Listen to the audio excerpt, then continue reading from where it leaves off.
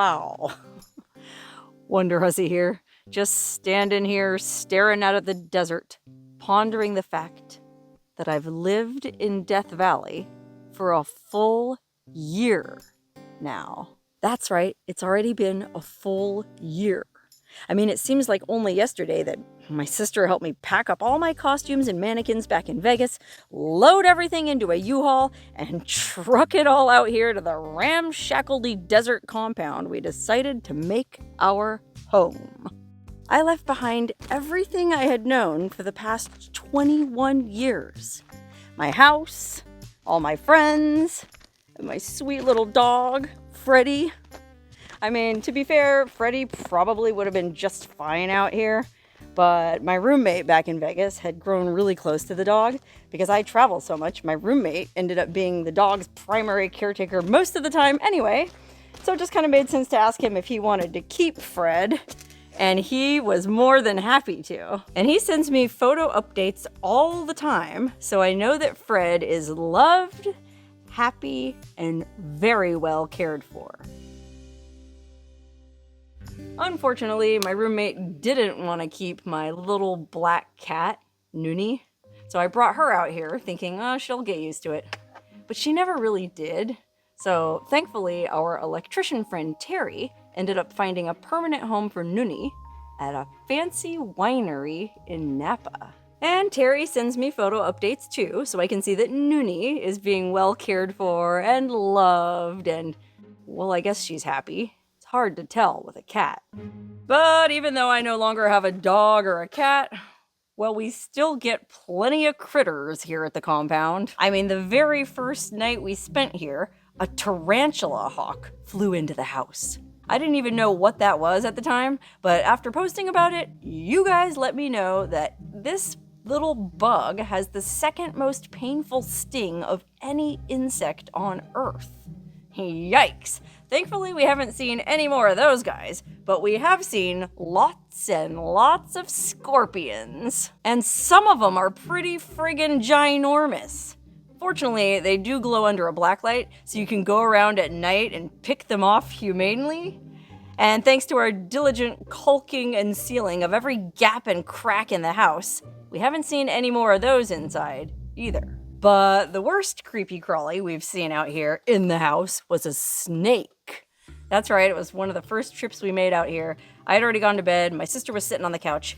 She put her feet on the floor to stand up, and a snake came slithering out from under the couch between her feet. And she freaked out, just thinking fast, she grabbed a box, threw it on top of the snake, and then put like a heavy weight on top of the box, thinking she would just deal with it in the morning. But imagine our dismay when, the next morning, I pushed the box over to the threshold and tipped it over to release the snake, but there was nothing there. Apparently the snake had escaped through one of the grout lines on the tile floor and was somewhere in the house. So we tore the house apart top to bottom, looking in every nook and cranny, but we never did find it. So we ended up leaving a bunch of glue traps nailed to a piece of plywood on the floor, and in a few days, sure enough, there was a poor little snake stuck to the glue. Oh my gosh, I would never do something like that again. It was horrible. This poor snake was completely stuck to the glue trap, and it was squirming around, and its little mouth was opening and closing, and I could see that it wasn't a poisonous snake. My sister looked it up, and she thinks it was a glossy snake. And if it's a four-legged critter that's stuck to a glue trap, you can try putting olive oil or some kind of grease on its feet and like pry it loose. But with a snake, the entire underbelly was stuck, and I did try to pry it loose. I won't go into all the details here because it's pretty grisly. If you're interested, I'm going to put a link to all my Death Valley Life videos so far at the end of this video so you can watch for yourself. I'll just say that there was no getting it loose, and I had to basically put it out of its misery, and, well, unfortunately, the most humane method involved a box cutter. But that's living in the country. It ain't easy. And it's not just snakes and scorpions. Everything about living out here is much more difficult than living in the city. I mean, not only do we have to haul our own garbage cans to the dump, we also have to tote in our own drinking water.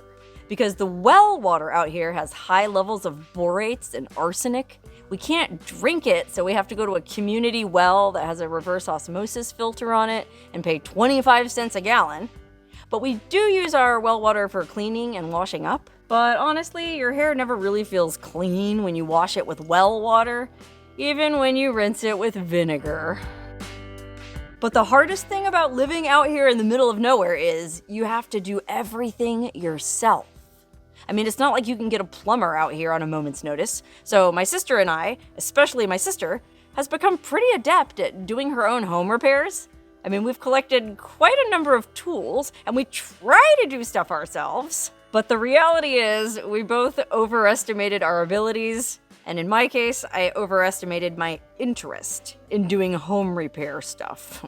Fortunately, we've had plenty of friends come out here to help us. When we first moved out here, our friend Jim came and joined us for a couple months, and he helped us with all kinds of repairs. He was a great guy to have around, and he was totally unfazed by our strange quirks.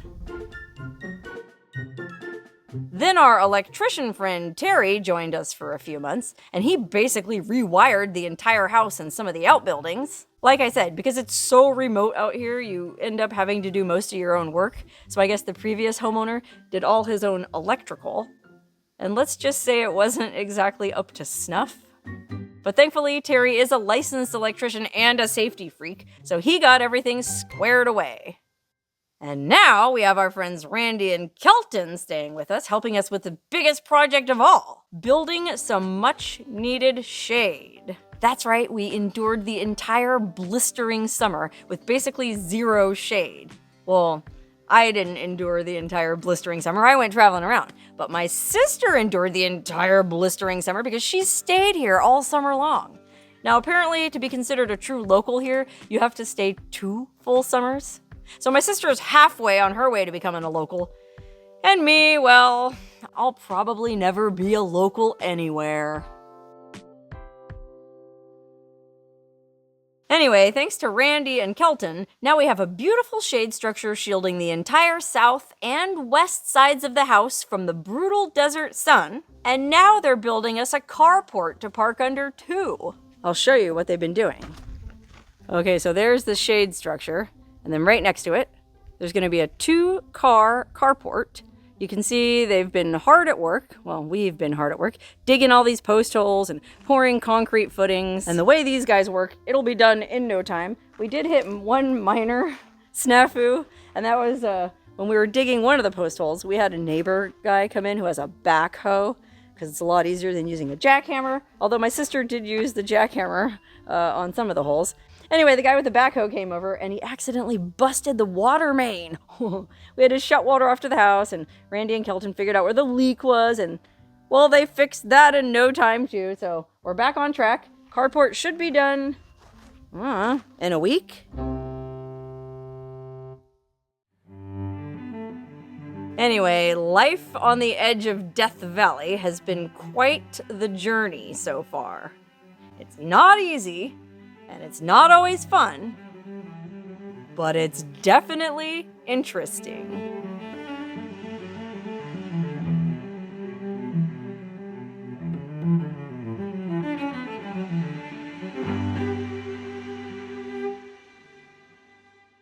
And I'm not gonna lie, I've had my share of ups and downs since moving out here, and many's the time I questioned my sanity in leaving the city behind. I mean, it would be so much easier to just move back to Vegas and admit defeat.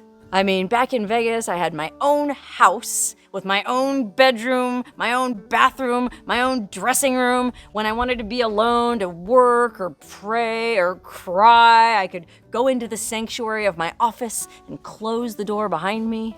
Well, here I have virtually no privacy because with all the people coming and going, it seems like there's always somebody in the house, and I don't even have a real door on my office here. Now, you might remember when we first moved in here, I was using the Casita as kind of a satellite office. You might also remember that when we first moved out here, my plan was to live in the Casita and let my sister have the main house. But come to find out, my sister wanted to live in the Casita, so Well, I let her have it and I moved into the main house. But the Casita was in pretty rough shape.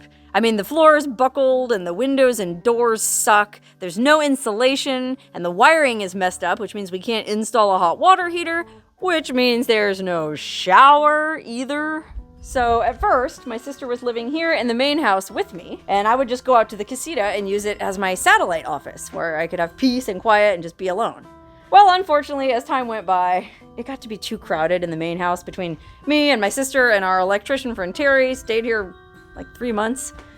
Well, my sister realized it was probably going to be a while before she got around to remodeling the Casita, so she had to lower her standards and move out there as is.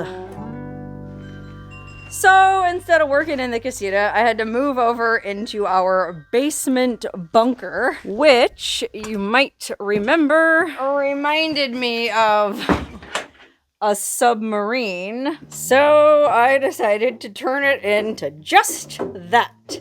A replica of the Nautilus from 20,000 Leagues Under the Sea. A submarine in the middle of Death Valley. How about that? Unfortunately, the submarine doesn't stay as cool in the summertime as we thought it would. I mean, it's not completely underground, after all, which means it was too hot to work down here most of the summer. And it's not really as private as you would think, because you can't really close this huge trap door behind you. So that means it's not very quiet either. So, I'm not gonna lie. After traveling around all summer, when it finally came time to come back home, I wasn't exactly looking forward to it. In fact, I was pretty massively depressed about it. I had kind of a weird summer anyway, and well, when I came back home, before we bought this place, I made a video about how I never really felt like I was at home anywhere, or I never really had a home. I mean, my house in Vegas, well, I don't know, I wasn't emotionally attached to my roommate, so that never really felt like home. And I thought that when my sister and I bought this compound, I would finally have a place that felt like my home that I wouldn't mind coming back to. But not having my own private space was really wearing on me. And I know this probably sounds melodramatic and like the ultimate first world problem, but remember, I am an introvert by nature. I've worked really hard over the years to become extroverted, and I have successfully become extroverted. Now I'll go out and talk to people all day long, love every minute of it. But at the end of the day, I just want a private place to go back to where I can close the door behind me so that no one bothers me and I can be alone. And I just don't have that here. But my sis is a very kind and sensitive person, and she could tell how much that was wearing on me. So she very graciously offered to swap living quarters with me. As soon as we're done with this building project, she's gonna move into the main house, and I'm gonna be moving on up, or I guess moving on down, to the Casita.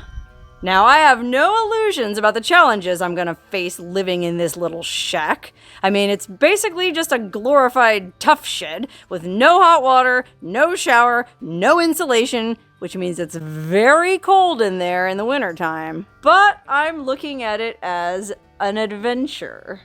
Okay, you know how I like exploring all those old abandoned miners' cabins way up in the mountains that volunteers fix up and maintain?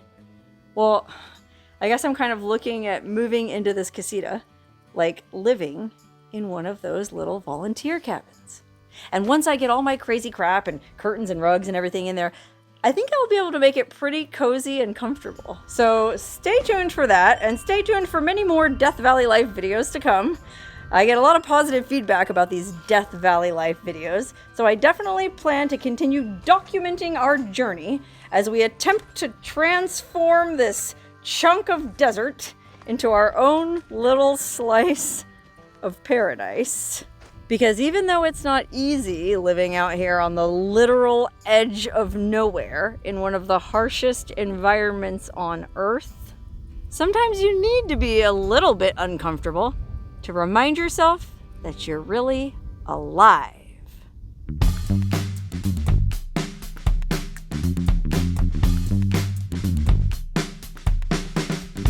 And you may find yourself living in a shotgun shack. And you may find yourself behind the wheel of a large automobile. And you may say to yourself, "This is not my beautiful house." And you may say to yourself, "This is not my beautiful wife." And you may say to yourself, "My God, what have I done?" But out here, in the stillness of the desert, you can actually hear the answer. What I have done is chosen to really live life with all of its challenges and sorrows and aches and pains and beautiful, unrelenting intensity. And at the end of the day, no matter where I lay my head, whether it's a house in Vegas, a house in Death Valley, the back of my car in the middle of nowhere, or the Casita, well, life is pretty much the same as it ever was. Same as it ever was. Same as it ever was. But look where my hand was. So I'm just gonna keep on living my messy and wonderful life, enjoying every complicated minute of it.